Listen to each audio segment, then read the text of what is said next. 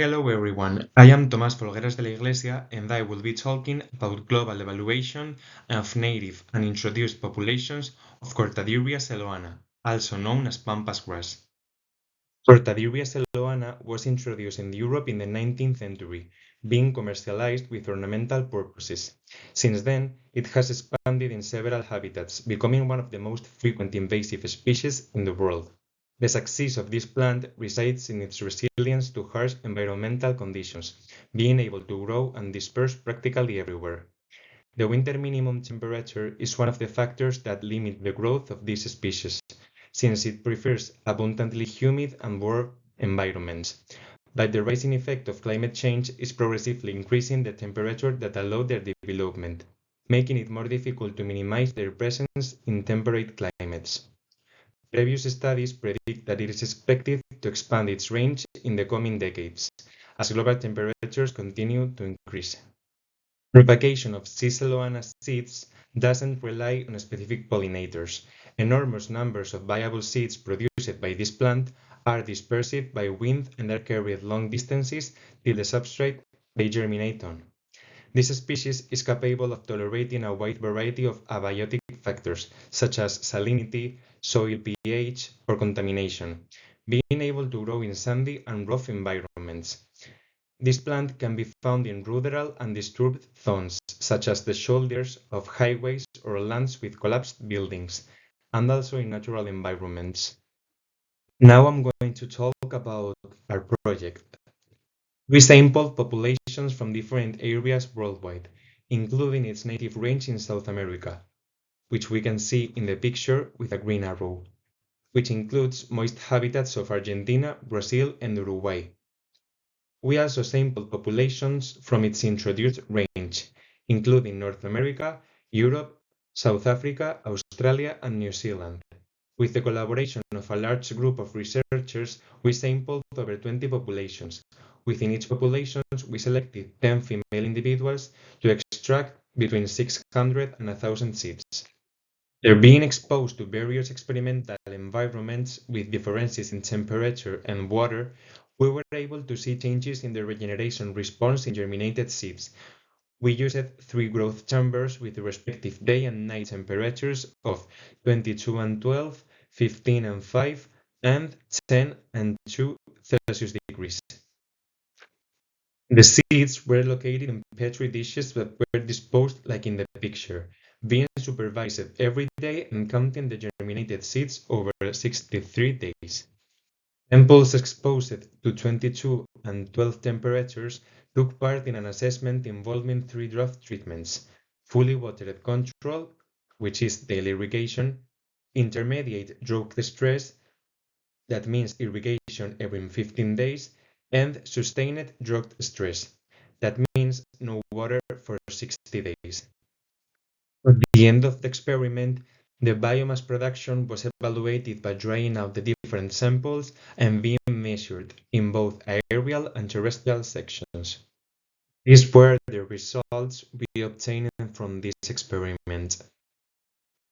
In these graphs, we can see the germination over time. We can see 3 graphs according to the different temperatures we submitted the seeds to, and we can see how they germinated over the days. The results prove that the idyllic temperature are between 22 to 12 Celsius degrees, as the chamber with this condition is the one with the highest index of germination. In 2 weeks and a half, all the seeds from different populations had reached their maximum. The samples that reached this milestone first are the ones from South Africa, in less than a week, maintaining this level as the days pass. As the temperature decreased, the seeds have more difficulties to germinate. In the second chamber, the maximum of germination takes approximately 2 weeks more than the previous, and there are some populations, mainly the Argentinian one, that don't even reach this level. Finally, in the third graph, we observe that these temperatures are disfavorable for seeds germination.